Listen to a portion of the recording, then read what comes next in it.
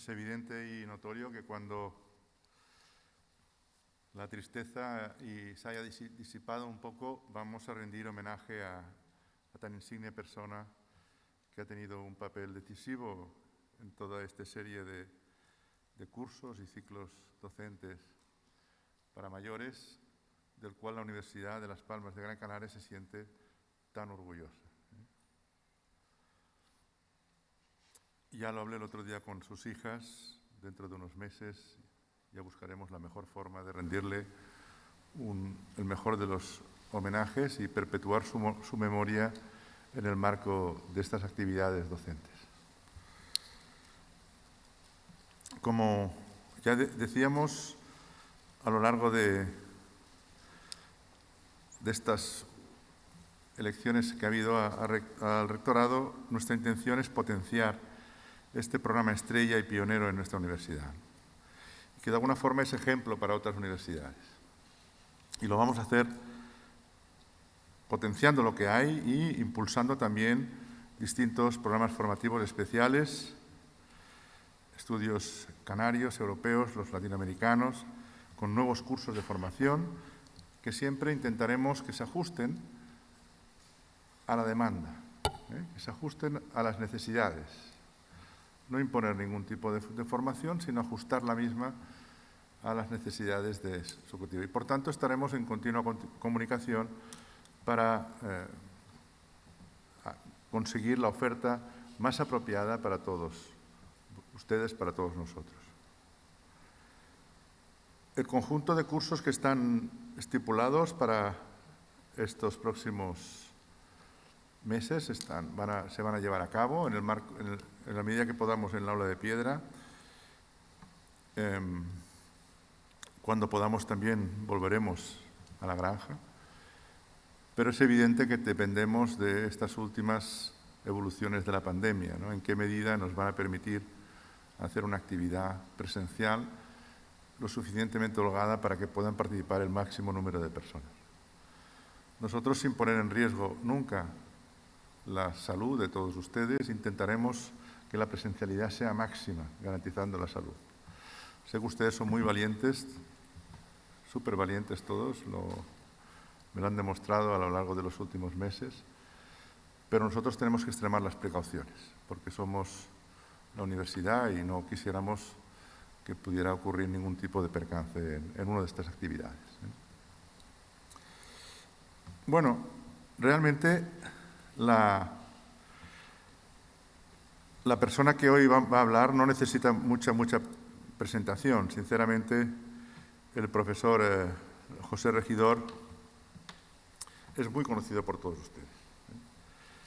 Él ha sido rector de esta universidad durante 10 años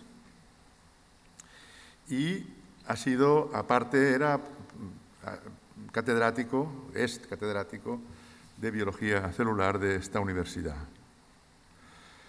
Sus líneas de investigación han estado siempre muy relacionadas con la neurología y las ciencias de las neuronas. Y por ello, su estudio ha incidido mucho en la enfermedad de Alzheimer, que es una verdadera epidemia que nos afecta a una parte importante de la población desde hace ya algunas décadas. Es un experto en la etiopatogenia del Alzheimer y además tiene un papel muy activo como vicepresidente de la Asociación de Alzheimer en las Islas Canarias. Una persona muy activa también en la búsqueda de recursos para, digamos, de alguna forma favorecer o mejorar la atención social y sanitaria de los pacientes con Alzheimer. A lo largo de su vida académica ha publicado múltiples publicaciones científicas, ha tenido distintas responsabilidades y ha sido, por ejemplo, miembro de la CRUE, que es la Conferencia de Rectores, con papeles importantes en la Comisión Sectorial de Comunicación y también, si la memoria no me falla, también ha sido nombrado profesor honorario en la Universidad de San Petersburgo. Actualmente también es vicepresidente del Colegio de Biólogos de España y también miembro de la Asociación Europea de Biólogos, ¿no? En definitiva, un currículum muy amplio, con múltiples premios en distintas universidades, medallas, doctores honoris causa en la Universidad de los Andes en Perú, un conjunto de premios que no hacen más que reafirmar su trayectoria y su experiencia. Pero a pesar de todo, además de todo ello, para mí, José Regidor, Pepe Regidor, para los amigos, es un amigo, es una persona entrañable, cercana, una persona comunicativa, una persona que siempre está para hablarte, para ayudarte, y una persona que cuando él fue rector pues me ayudó mucho en mis proyectos de investigación, de comunicación. Siempre he tenido una excelente relación con el profesor Regidor. Hoy nos va a hablar de un tema importante en torno a un concepto que es lo que llamamos los fake news, las noticias falsas, y cómo este tipo de noticias alteran de una forma grave lo que es la comunicación social en temas sanitarios, ¿no? Y como seguramente él dirá, veremos cómo muchas veces las noticias falsas en temas sanitarios corren mucho más rápido, van 7 veces más rápido o hasta 10 veces más rápido que las noticias verdaderas. Es decir, a la gente le interesa menos las noticias verdaderas, pero en cambio le interesa mucho y difunde las noticias falsas. Y esto es un tema complicado de combatir porque las redes sociales se están convirtiendo en un verdadero paradigma de la sociedad actual, ¿no? Y están condicionando la vida de muchas personas. Hay muchos jóvenes que viven enganchados prácticamente todo el día a las redes sociales, al Instagram, al Facebook, al Twitter, al TikTok. Hay cantidades de redes sociales, parece que cada 2 o 3 meses aparece una nueva red social, ¿no? Con públicos distintos, pero siempre con gente muy dependiente por estar conectados, por estar enseñando un poco, digamos, lo que hacen habitualmente. Por eso, yo estoy convencido que la conferencia del profesor Regidor hoy será muy importante, va a ser muy novedosa, yo estoy deseando escucharla. Me voy a quedar aproximadamente unos 40 minutos, que es el tiempo que queda, y en cualquier caso, si dura más, igual me puedo quedar hasta el final. El rectorado tiene las puertas abiertas a toda la asociación, absolutamente, ¿eh? Y por tanto me tienen a su entera disposición para el desarrollo de los programas académicos que sean necesarios. Sé que tenemos que reemprender las actividades de la forma lo más presencial posible y esto se está trabajando para que sea lo antes posible. Llevamos 4 días en el rectorado. Poco a poco vamos a ir solucionando todos los problemas. Pues, sin más, recibimos con un fuerte aplauso al profesor Regidor y le invitamos a que pueda empezar su conferencia.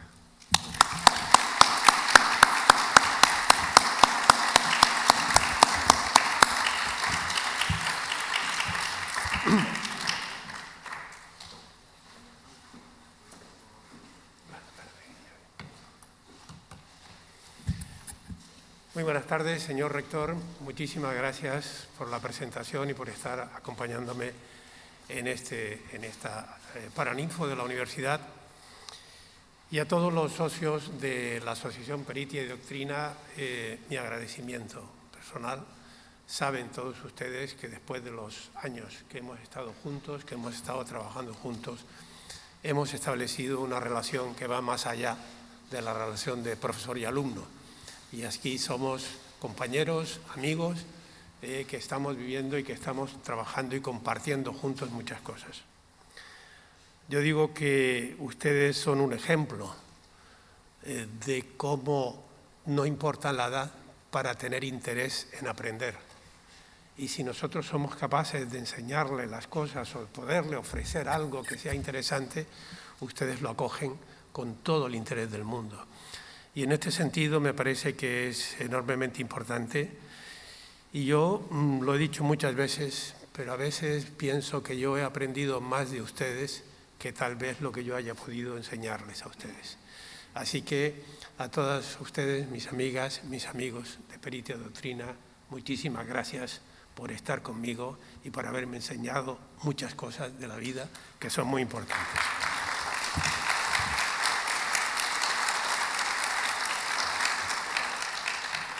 Como es natural, yo quería empezar y quería hablar de Manolo, pero ya lo hemos visto, lo hemos aplaudido. Manolo era un amigo y como tal, lo siento, y como tal queda en mi recuerdo. En mi recuerdo con todos ustedes, pero Manolo era especial. Como él hubiese dicho, claro, es así, claro, vamos. Y ahí estamos trabajando. Cuando Pepe me llamó, no tuve ningún inconveniente en hacerlo y preparé esta conferencia, que son cosas que me van dando vueltas en la cabeza y que al final, pues bueno, se van concretando, van precipitando en este tema. ¿Por qué el título? Ciencia, salud y mentiras. ¿Cómo combatir la infodemia? Lo importante es, la ciencia, la salud y las mentiras ya están, y la infodemia también. Lo que hace falta es saber, como dice la Organización Mundial de la Salud, cómo combatirla, qué hacer para combatirla, cómo actuar para ello. Creo que tiene mucho que ver la salud, sin duda ninguna, porque esta infodemia es una infodemia que tiene que ver con una enfermedad causada por un virus. Tiene que ver la ciencia, porque todo lo que se ha hecho tiene que ver con el conocimiento científico que se ha ido generando y que nos ha permitido hacer cosas absolutamente impensables, como es, por ejemplo, tener las vacunas en un tiempo increíble.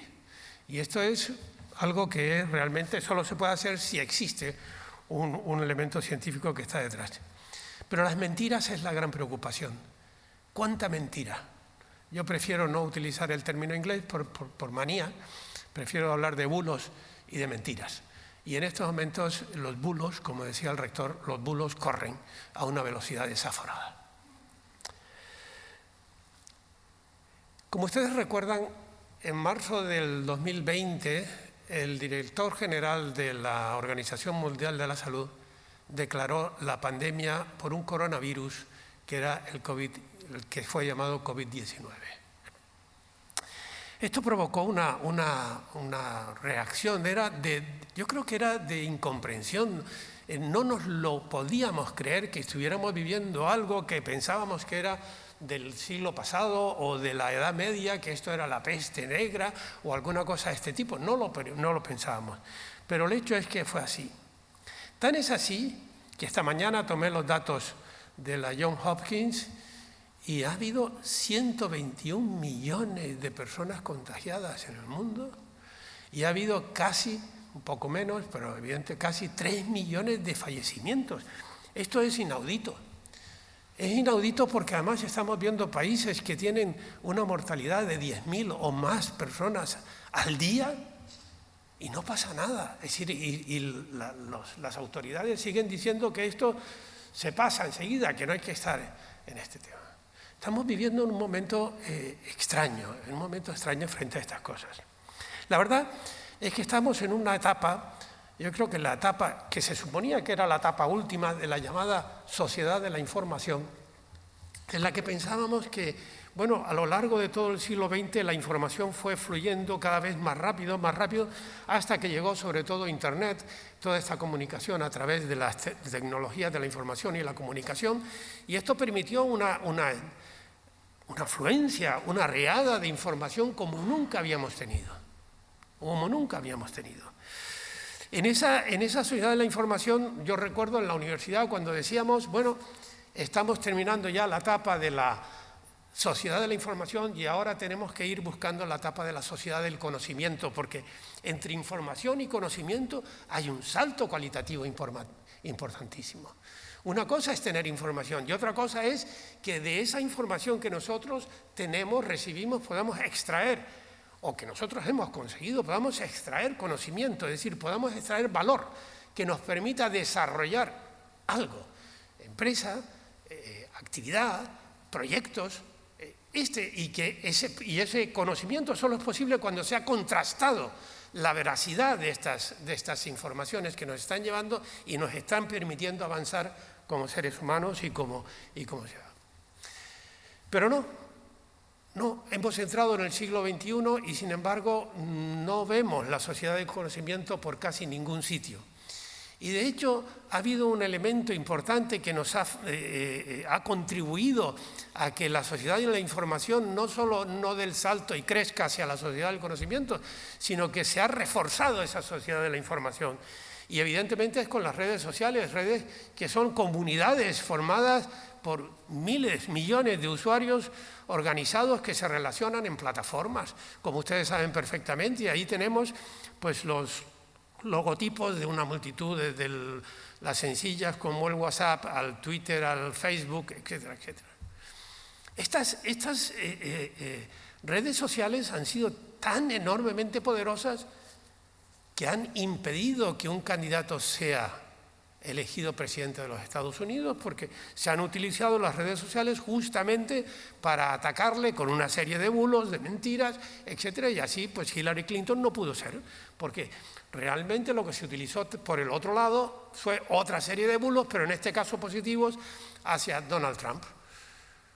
Lo mismo ocurrió, es decir, ¿a quién se le hubiese ocurrido pensar que en Estados Unidos iba a haber propiciado por las redes sociales, movidas por el presidente no electo, para hacer un asalto al gobierno, un asalto a la sede de lo que sería la autoridad de los Estados Unidos? Esto lo pensábamos para países subdesarrollados, para países poco desarrollados, pero no para Estados Unidos. Y sin embargo, las redes sociales lo pudieron permitir.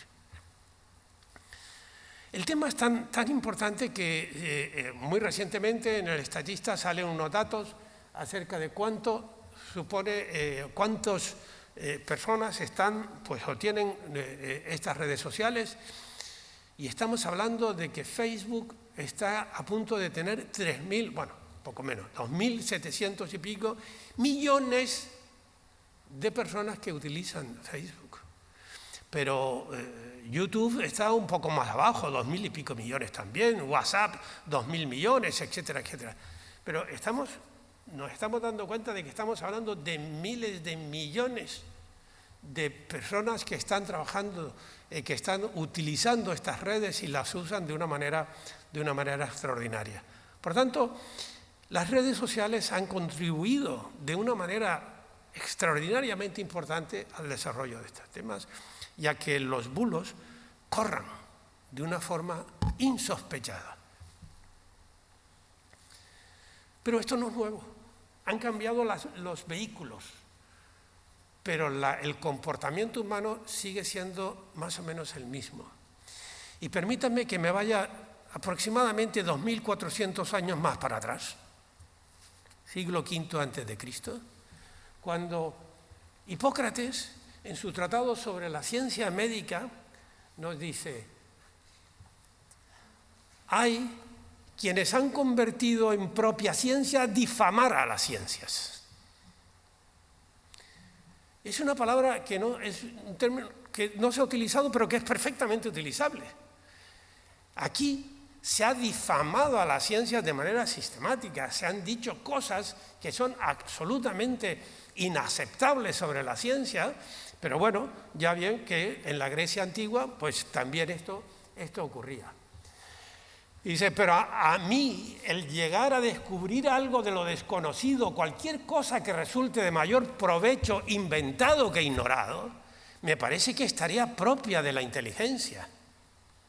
En cambio, el empeñarse en desprestigiar con palabras maliciosas lo hallado por otros con un método científico y sin corregir nada, sino difamando los descubrimientos de los entendidos ante los ignorantes, no me parece afán ni tarea de la inteligencia, sino más bien maledicencia natural y deshonestidad. Y esto es realmente, fíjese, lo está diciendo siglo V a.C., también allí pasaba. No había redes sociales, da igual, es una cuestión que de alguna manera no sé por qué anida en la mente humana. Tendríamos que llegar a la sociedad del conocimiento y esta era la idea. Vamos a intentar dar un salto cualitativo, ser críticos. Ser críticos. Yo creo que ustedes pueden recordar que una de mis primeras recomendaciones que yo hice cuando empezábamos las clases fue decir, ustedes no me crean a mí. Ustedes lo que tienen que hacer es saber lo que estamos hablando, conocer lo que estamos hablando, para después tener ustedes su propia opinión, pero una opinión basada en datos, basada en conocimientos. Por tanto, yo no soy creíble. Lo que es creíble es la ciencia que se ha desarrollado correctamente, como dice. Y esta sería la sociedad del conocimiento, y de hecho, en el año 2005, en una magnífica monografía, en un informe mundial de la UNESCO hablaba de ir hacia las sociedades del conocimiento y ponía toda una serie de acciones, de recomendaciones que nos decía las sociedades, tenemos que ir a la sociedad del conocimiento. ¿Por qué ese era el gran avance? La UNESCO, que tiene como lema construir la paz en la mente de los hombres y de las mujeres, pues claro, con este lema y a las alturas del tiempo que estamos viviendo, pues da un poco de pena porque dices, hay que ayudarlo porque no hay manera, ¿no?, de poder construir la paz en la mente de los hombres y de las mujeres. Pero la UNESCO decía que el conocimiento y la información tienen un impacto significativo en la vida de las personas. Yo creo que todos tenemos que ser conscientes de eso. El intercambio de conocimientos e información, en particular a través de las tecnologías de la información y la comunicación, tiene el poder de transformar las economías y las sociedades. La UNESCO trabaja para crear sociedades del conocimiento integradoras y para mejorar las competencias de las comunidades locales, aumentando el acceso, la preservación y el intercambio de información y conocimiento en todos sus ámbitos de competencia.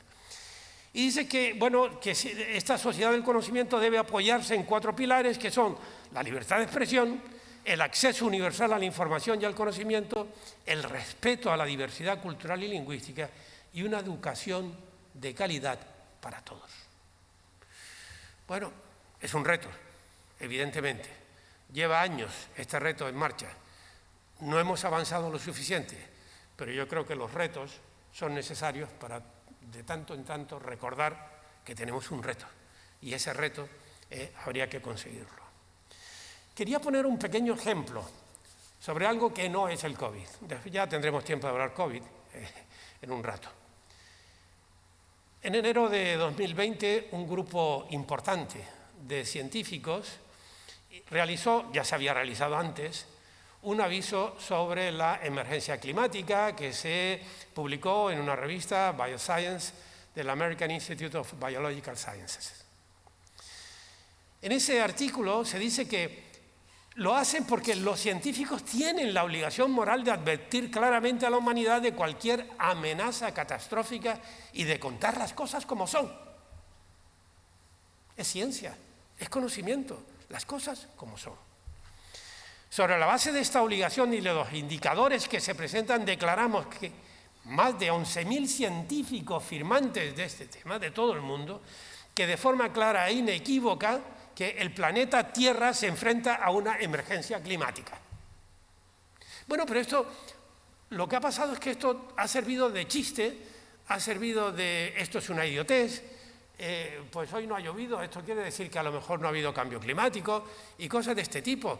Y políticos de primer nivel, como de los Estados Unidos, lo han negado absolutamente, prescindiendo por completo de cualquier estructura, de cualquier razonamiento que diga que lo que se ha dicho no es cierto. Este mismo grupo de científicos, bueno, pues hay que tener un poco de humor, ¿verdad? Y han hecho esta viñeta. Yo se las voy a leer porque es un poquito difícil. Aquí hay un científico, ¿lo ven? Delgadito, con la bata, tal, que detrás dice, la investigación concluye que nosotros estamos destruyendo la Tierra, nuestro planeta. Al lado, no sabemos si son políticos o financieros, hay uno que tiene muchos dineros cayéndosele por ahí, le contesta, ¿podría usted reformular eso que ha dicho en términos equívocos, inexactos, vagos, egoístas e indirectos para que todos podamos entenderlo?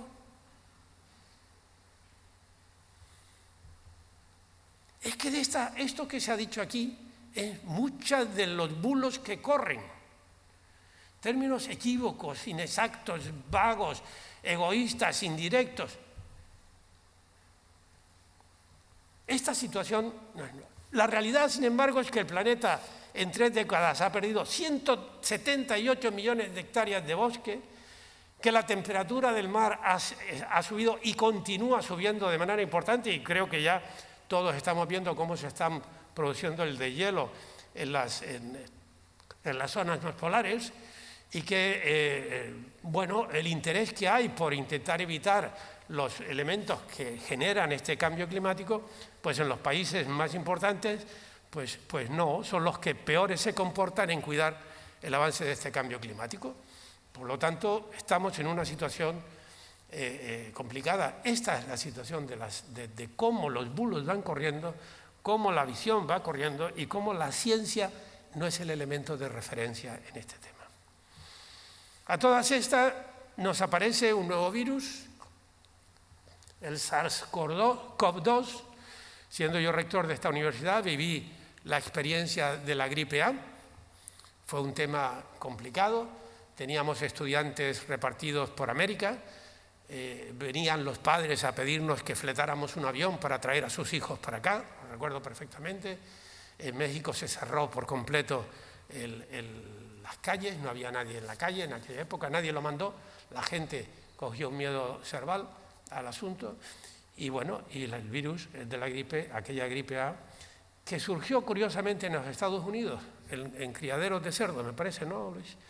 En criaderos de cerdos, bueno, pasó después a México y de México se fue distribuyendo por todo el mundo como buen virus que es, ¿no? Los virus son parásitos celulares, proceden de bacterias o de células, y como tales, pues tienen una forma tremendamente eficaz de contagiar, porque para eso son parásitos. Por tanto, viven porque son parásitos. Y en este sentido, pues esto es lo que ha ocurrido. La gente le llamó enormemente la atención el que de repente dijeran que es que ha sido a partir de un murciélago. Y esto se vio como algo absolutamente excepcional. Más tarde se vio que había otro animal, que era el pangolín, otro animal, bueno, pues salvaje, que era el pangolín, y que también se vio que tenía el virus. En realidad, esto, en el mundo de la sanidad, esto se denominan zoonosis, es decir, enfermedades transmitidas desde los animales al ser humano. El vehículo de hacerlo, me da igual que sea el SARS o la gripe, etcétera, pues hay siempre un animal en medio, que es el reservorio, el que tiene el virus, pero que a él el virus no le afecta, o le afecta muy poco. En este caso se ha puesto el murciélago, pero luego contacta con otros animales, bien sean salvajes o bien sean domésticos, o lo que suele ocurrir mucho, primero son a los animales salvajes se ponen en contacto con los animales domésticos, y de ahí da el salto al ser humano, y del ser humano ya entre sí, pues ya ocurre la epidemia. En el caso del virus de la gripe, los grandes reservorios de virus de la gripe son las aves acuáticas que van haciendo las migraciones migratorias, que desde África llegan hasta Asia y luego retornan otra vez hasta África, y en ese camino, por eso siempre las gripes suelen surgir en estas zonas de África, de Asia, y de Asia ya entonces se empiezan a desprender. Por tanto, la forma de atacar el virus de la gripe A fue precisamente atacar las zonas donde estaban las aves acuáticas, donde llegaban a las aves acuáticas, y controlar todas las zonas de aves que habían en el camino. ¿Qué es una zoonosis? Bueno, pues el Departamento de Medio Ambiente de las Naciones Unidas lo define como las enfermedades transmitidas por animales a los seres humanos, pero son frecuentes. El 60% de todas las enfermedades infecciosas en humanos son zoonosis. 60%. Y el 75% de todas las enfermedades infecciosas emergentes, zoonosis. Esto quiere decir, no que Las zoonosis son importantes y los animales intervienen como intermediarios que trasladan los virus de un lado para otro, entre ellos a nosotros mismos, sino que las emergentes, las que van a venir, también. Y lo que se espera es que de las emergentes el 75% sean zoonosis. ¿Y esto se está acelerando? ¿Hay alguna cosa que lo esté acelerando? Pues sí, efectivamente hay una facilitación de la aparición de la zoonosis en estos momentos. Y el motivo fundamental, uno de los motivos fundamentales, es el cambio climático, precisamente. La intensificación de la producción agrícola y ganadera, junto con otras prácticas, están consiguiendo hacer la gran deforestación y otros cambios en el uso de la tierra. Esa deforestación está provocando dos efectos. El primer efecto que está provocando es dañar, por supuesto, la tierra. En ese sentido, ya la masa forestal no existe, esa masa forestal es muy difícil de recuperar. Pero lo siguiente, estamos afectando los hábitats de los animales salvajes que son reservorios de estos, en este caso de estos virus, y que de pronto se encuentran que los hombres han llegado a su lado, o ellos, como no tienen más remedio, se tienen que acercar a los lados nuestros. Por tanto, el cambio climático es importantísimo, lo es el comercio ilegal de animales silvestres. Aquí lo estamos viendo con las serpientes, la culebra esta blanca que se coge por las zonas de Ingenio y de Agüimes y de Telde y de Valle Seco o Alsequillo, en fin. Y otra cosa a la cual no le estamos prestando ninguna atención porque de momento no ha pasado nada, que son las resistencias a los antibióticos. Pero el gran problema de todo esto es que la resistencia a los antibióticos sigue sin estar controlada del todo. Sigue sin control. Y esperemos que no nos encontremos nunca en una situación de infecciones por bacterias resistentes a antibióticos, porque incluso podría ser peor que la del virus. Pero hay muchos virus. Bueno, pues no hace mucho en el National Geographic, en abril del 2020, sacó un artículo que decía: hay más virus en la Tierra que estrellas en el universo. Y la pregunta que se hacían es: ¿por qué solo algunos nos infectan a nosotros? Bueno, hay toda una serie de razones para saber por qué pueden infectarnos o no infectarnos. Ustedes saben que hay enfermedades que le dan a unos animales y a otros no. Y todo depende de una serie de particularidades de reconocimiento de los virus y de las células que afectan. Pero ¿cuántos suponemos que hay? Bueno, mire, en la Tierra en estos momentos todavía no tenemos, pero estamos cerca de tener 8.000 millones de personas en el mundo. Los cálculos que se han hecho de virus, no sé si alguno me lo dirá, pero son esos. 10 quintillones, es decir, 10 elevado a 31. Brutal, brutal. ¿Por qué? Porque son organismos extremadamente simples, sencillos, cambian, se modifican, varían. Y entonces esto es de una rapidez extraordinaria. ¿Están preocupados los científicos por todas estas cosas? Sí, sí. Y en Lancet, en 2012, se publicó un artículo que decía: predicción y prevención de las próximas zoonosis pandémicas. Año 2012. 2012. Estamos en el año 20, es decir, 8 años más tarde nos encontramos con la pandemia. Y fíjense que en el mapa aparecen unos países más rojos o unas zonas de los continentes que son más rojas, justamente China y la India, pero ha sido en ese lugar que ya estaba, se predecía, por ahí es una zona de riesgo, por ahí venía. En el año 2013, en Barcelona, se hace la Fundación Ramón Arese, se hace un encuentro científico que se titulaba Enfermedades infecciosas emergentes, y hablaban de las nuevas pandemias del siglo XXI. Es que ya lo sabíamos que teníamos esto. ¿Por qué no nos habíamos movido? No nos movemos porque simplemente no lo tenemos. Bueno, cuando llegue el momento ya veremos. Pero por ahora no hay nada. Por ahora no hay nada. Y entonces, no hay nada. Pero ¿quién se tiene que preocupar ahora? ¿Los médicos que son con las personas, con los enfermos? No, los médicos no están enfermos. Luego los médicos no. ¿Y quién se ocupa de la zoonosis?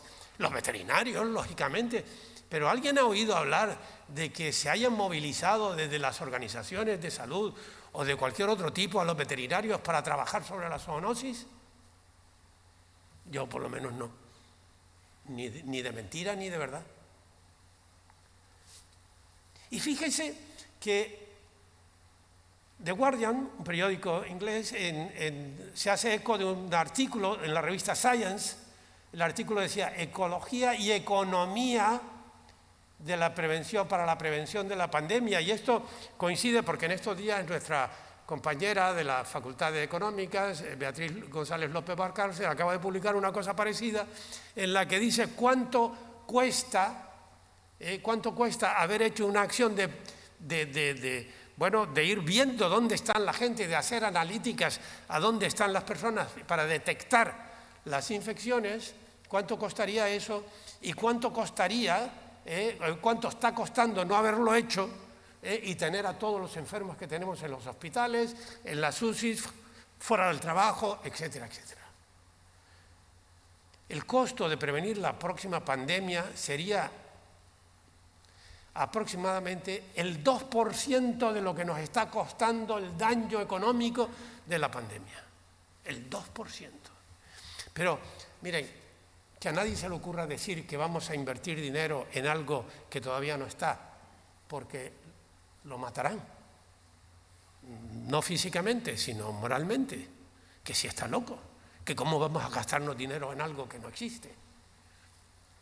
Solo con el 2% de lo que nos estamos gastando ahora, que es lo que veía la doctora González López Valcárcel, gastarnos en las pruebas para detectar las infecciones es una tontería en comparación con los costos sanitarios que está teniendo tener la cantidad de enfermos que tenemos en estos momentos. En la Conferencia de Seguridad Internacional de Seguridad de Múnich, el doctor Tedros Adhanom, que es el director general de las Naciones Unidas, de la Organización Mundial de la Salud, estando allí hablaba de la pandemia y entonces nos dijo: nosotros no solo estamos luchando contra una pandemia, estamos luchando contra una infodemia. Y claro, es que siempre cuando estamos frente a personas que están en situación de debilidad, siempre los bulos, los ataques van contra los grupos débiles. Y en este sentido somos carne de cañón para toda esta gente que, utilizando la sociedad de la información y lo que ha puesto a disposición de la sociedad, lo están utilizando contra la sociedad en sí misma. Este llamamiento de las naciones, de la Organización Mundial de la Salud, fue recogido por la Unión Europea y también fue recogido por el Consejo de Europa. Luego, están concernidos en el tema. Decía un compañero, rector de la Universidad de Santiago, que uno puede estar frente a los problemas, a las personas, a las cosas, de dos maneras: concernido o involucrado. Y para entender la diferencia entre concernido e involucrado ponía un ejemplo. Es una broma, pero ponía el ejemplo. Dice, esto es como el desayuno inglés: huevos fritos con bacon. En el desayuno inglés las gallinas están concernidas, ponen los huevos, pero los cerdos están involucrados porque el bacon sale de su propio cuerpo. ¿Nos estamos involucrando? ¿O simplemente nos hemos concernido? Sí, estoy preocupado. No, nos estamos preocupando. ¿Estamos involucrados?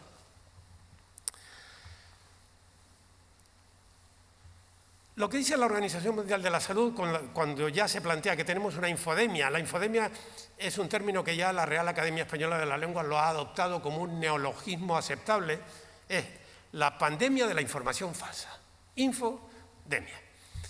Y entonces nos dice que, bueno, que ahora ya es el tiempo de los hechos, no es el tiempo de los miedos. Ya, ¿qué quieres? Por mucho miedo que tengan, no vas a resolver nada. Hechos. Pide hechos. Es el tiempo de razones y no de rumores. Dime lo que es. No me digas que has visto. Y es el tiempo de la solidaridad y no de estigmatizar a nadie. Por eso, la Organización Mundial de la Salud ha hecho lo que se llama técnicamente un call for action.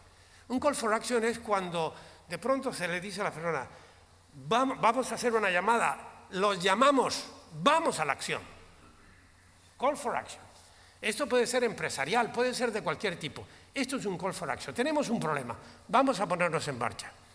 Y entonces lo que se pretende es un movimiento global que promueva el acceso a la información de salud y mitigue el daño de la desinformación sobre la salud entre las comunidades online y offline. Y ahí nos marcan un botón que nos dice, pinche. Dice, firmo en ese call for action. Porque aquí todos somos necesarios.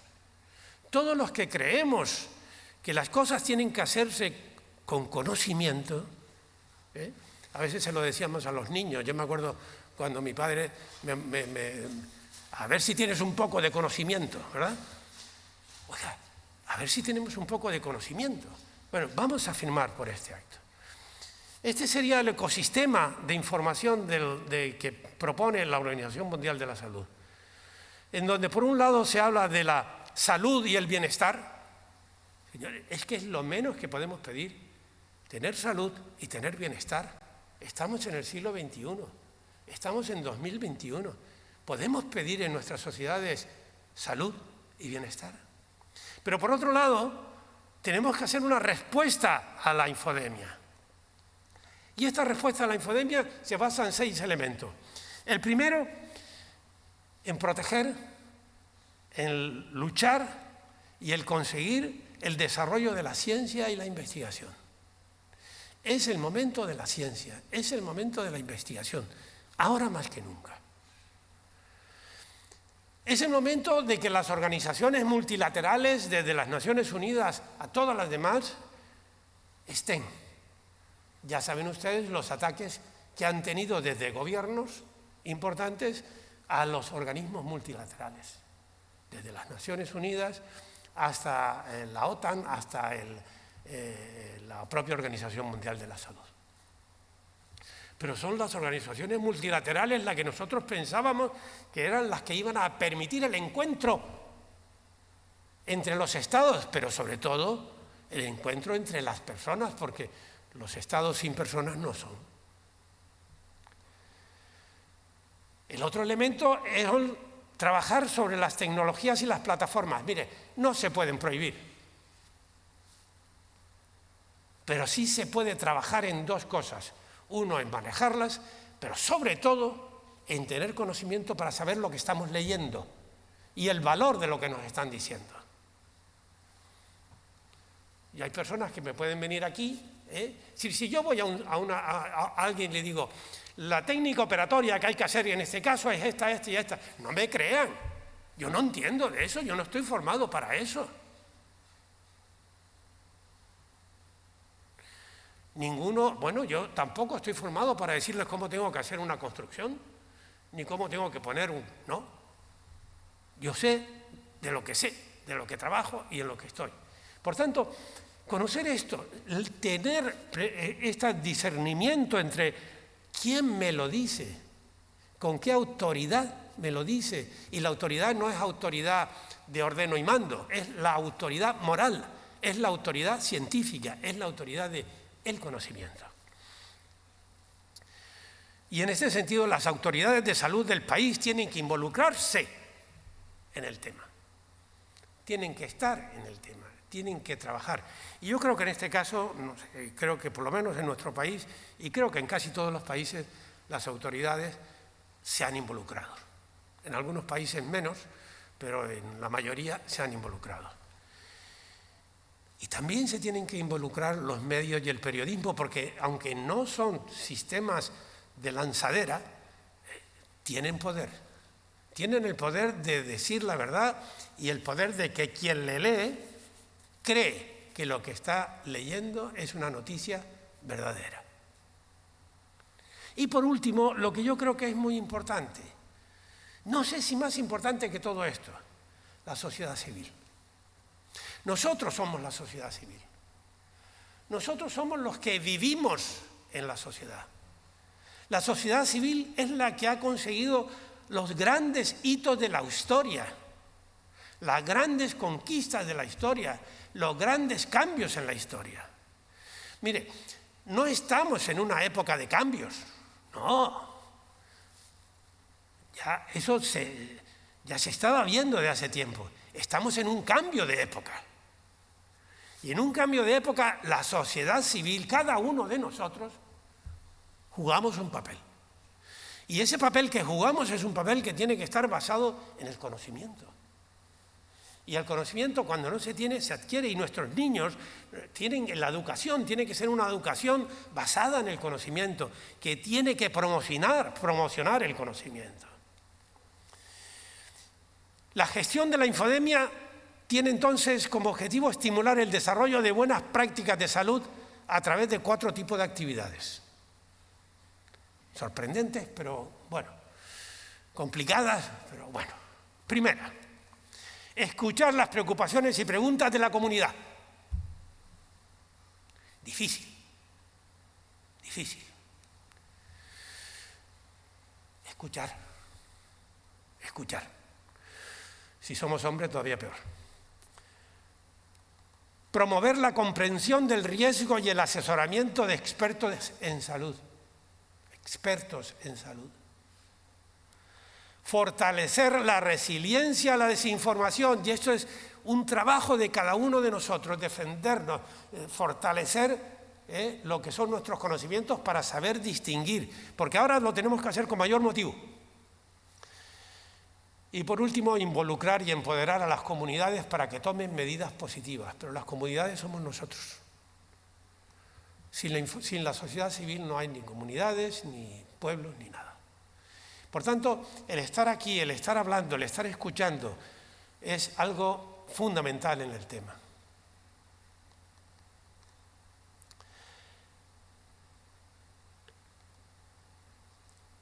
¿Y qué nos deja la crisis del COVID-19? Por un lado, una crisis sanitaria, una crisis económica y una crisis social. Y esto es desigualdad y pobreza.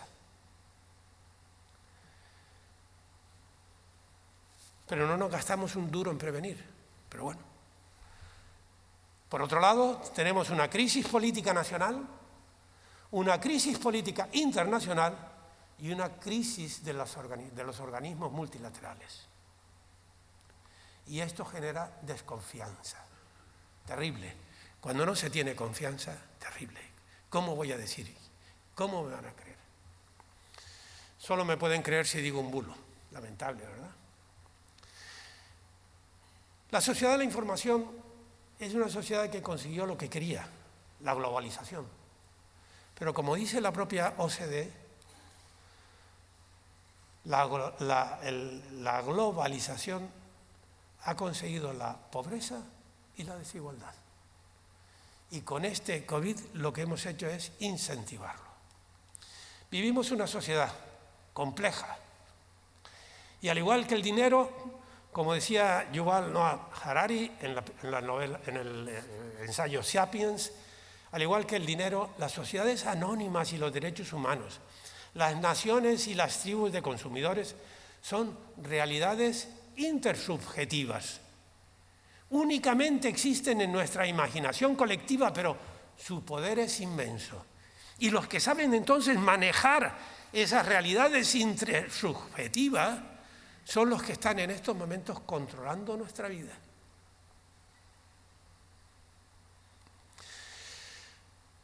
Vuelvo otra vez a Hipócrates, y eso que no soy médico. Dice Hipócrates, aconsejo no incurrir en preceptos. 6. Aconsejo no incurrir en un exceso de inhumanidad, sino atender a las condiciones de vida y los recursos del paciente. Y si llegara la ocasión de atender a quien es extranjero y pobre, no sé si esto le suena a algo, extranjero y pobre, ayúdese sobre todo a los que son de tal condición, pues si hay amor a la humanidad, también hay amor a la ciencia. El amor a la humanidad, el compromiso con la humanidad, es necesariamente un compromiso con la ciencia, porque es la ciencia la que concede el conocimiento para el desarrollo de las propias sociedades. Este es el mundo que tenemos en nuestras manos, no en las manos de nuestros políticos, en las nuestras. Somos los que estamos viviendo en este mundo. Y permítame que termine diciendo algunos latinajos otra vez. Horacio decía, quien ha comenzado ya ha hecho la mitad. Atrévete a saber, empieza. Y ustedes han comenzado. Ustedes llevan años en la universidad. Ustedes están trabajando en la universidad. Ustedes han venido aquí porque han estado en la universidad. Si están caminando, si han hecho ya la mitad del camino, atrevámonos a seguir adelante. Podemos. ¿Por qué no atrevemos? Así que no paremos. Porque si no, como decía Cicerón en sus discursos en la Filípica 13, yo a veces siento que a lo mejor estoy hoy aquí echándoles una filípica, o se avanza o se retrocede. Y la sociedad no se puede permitir retroceder. Por tanto, la reacción es clara. El mundo está en nuestras manos. Atrevámonos a saber, atrevámonos a caminar, no retroceder. Vamos adelante, sigamos, buscamos la ayuda, sepamos, pidamos la información correcta, sepamos distinguir lo que es correcto. Yo quiero darle las gracias, pero sobre todo quiero darle las gracias a Manuel Girona Quesada.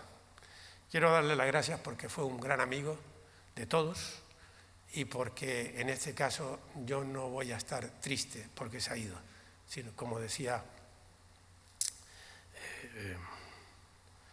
sino que voy a estar contento porque he compartido con él una parte de la vida y con todos ustedes la han compartido. Muchas gracias a todos.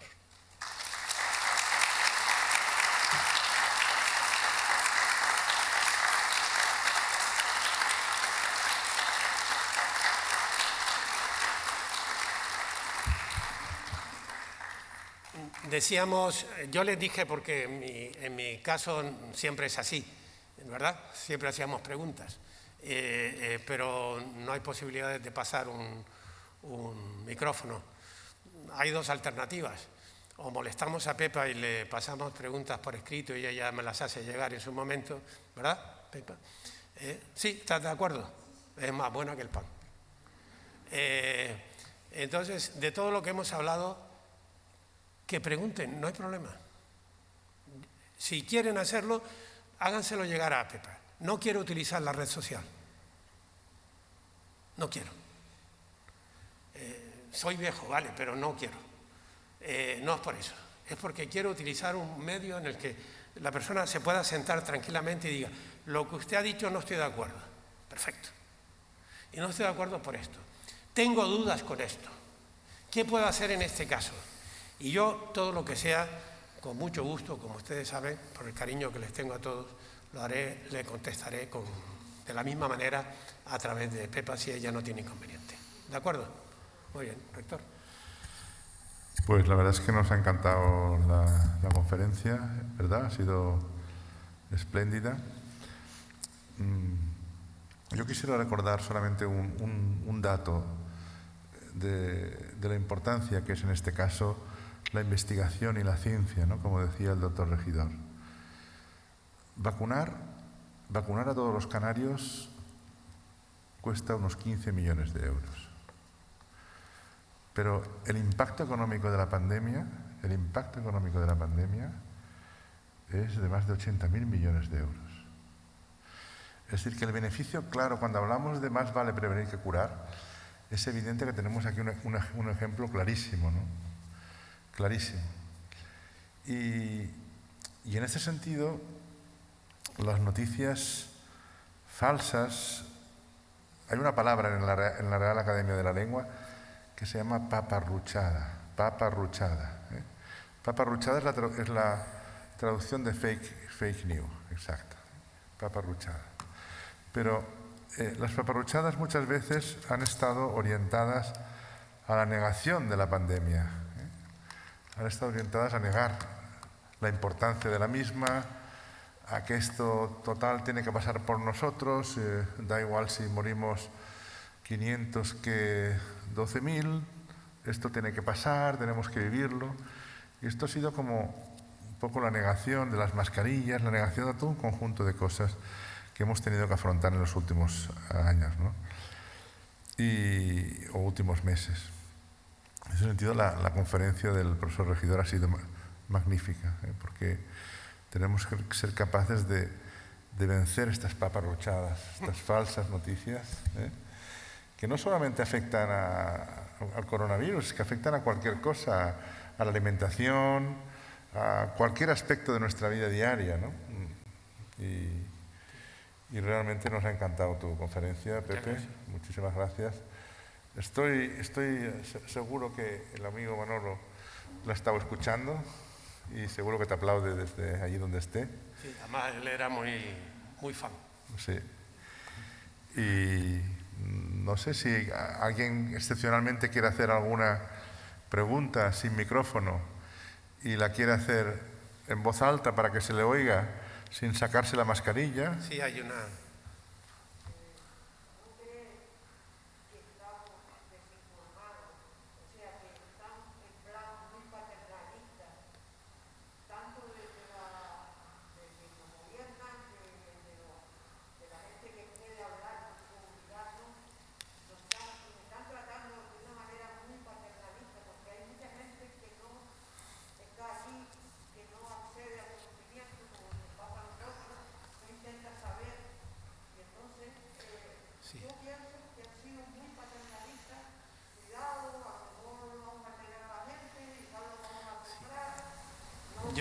Yo voy a contestarle, Luis, pero don Luis ha sido el presidente, como ustedes recuerdan, de la Comisión Asesora del COVID. Él puede hablar con mucha más autoridad que yo. Pero yo sí entiendo lo que estás diciendo. Creo que no se nos ha tratado como adultos. No ha habido esa condición de decir, bueno, vamos a explicar las cosas con sencillez. Bien, pero una cosa es explicarlo con sencillez y otra cosa es no decir casi nada. Nos están ordenando las cosas sin explicaciones científicas que nos incomoden. Yo creo que hay que empezar a acostumbrar a la sociedad a que cuando hablemos de ciencia, pues se habla en ciencia, se habla en términos de ciencia, y el que no ha llegado, pues preguntará, se enterará, buscará, pero tendrá el movimiento. Sí creo que ha pasado eso, pero por otro lado, creo que ha habido algo realmente lamentable, que es cuando una situación de crisis de esta gravedad, que ya no es una cuestión solo de la crisis económica, es que sobre todo es una situación de la crisis de personas, de daños de salud. ¿Se dan ustedes cuenta? Claro que se dan cuenta de cuántas personas no han podido acudir a su consulta normal para llevar sus tratamientos o su diagnóstico o controlar cómo está avanzando su enfermedad, porque no hay tiempo, ¿Se han dado cuenta de la cantidad de esfuerzo y de gasto sanitario que ha habido, que, como ha dicho el doctor Serra, de gasto sanitario que ha habido? ¿Saben cuánto cuesta un día de UCI? Una auténtica barbaridad. Y tenemos las UCIs a tope.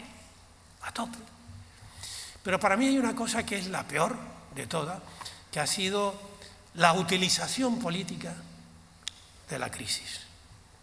Y hay algo que me ha dañado profundamente, que es la muerte de las personas mayores en las residencias. Ya ustedes me han oído hablar de la discriminación de los mayores, me han oído hablar del edadismo, pero que hayan muerto no solo en España, en prácticamente todo el mundo.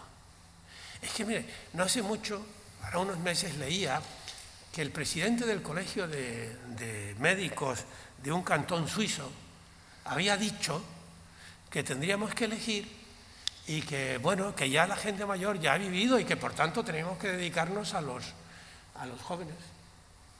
Presidente de un colegio de médicos, ¿no? Y además no es un país pobre. No entiendo. Que Canadá sea uno de los países con mayor mortalidad en las residencias, no entiendo. Bueno, no es verdad, sí entiendo. ¿Cómo están esas residencias? ¿En qué condiciones están esas residencias?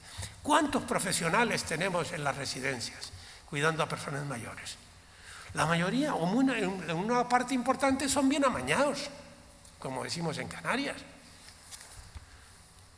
¿Pero por qué?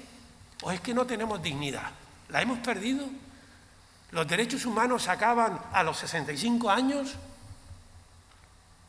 ¿Por qué cuando llega una persona con demencia se dice, tú no hables, que ya hablo yo? ¿Cómo que hablo yo? Si yo puedo hablar aunque tenga la demencia.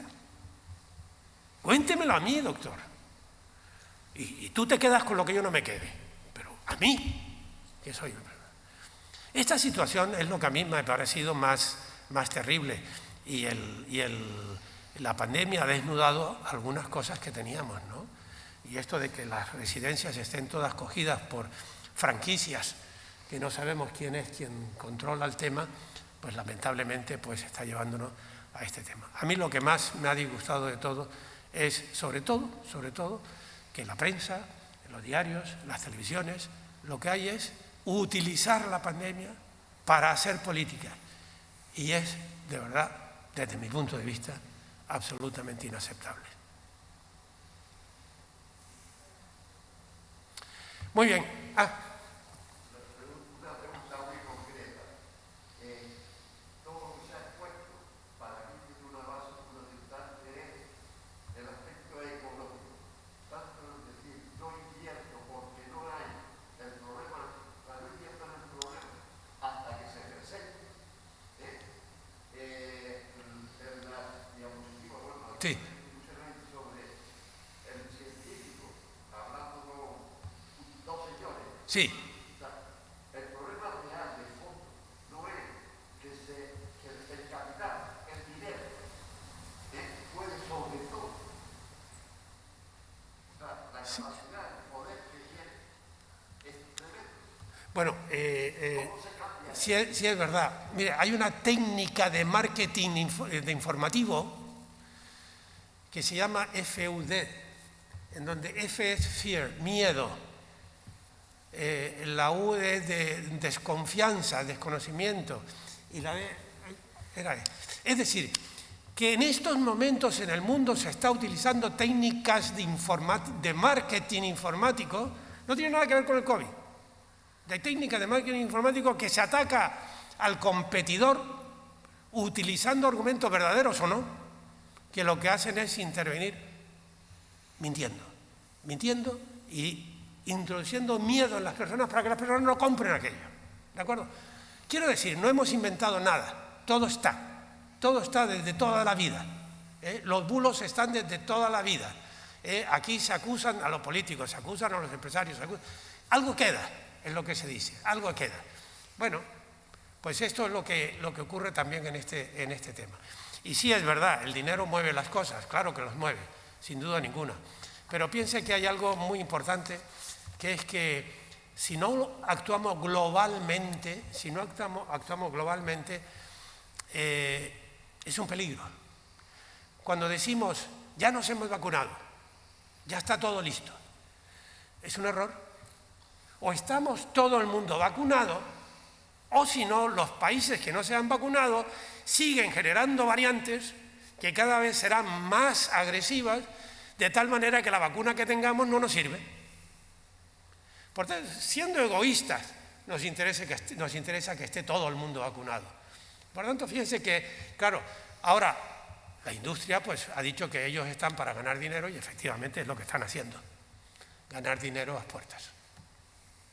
Muy bien, pues quedamos de esta manera, ¿verdad, Pepa? Muy bien, y ya el rector pues... Muchísimas gracias a todos, de verdad muchas gracias, y al doctor regidor especialmente.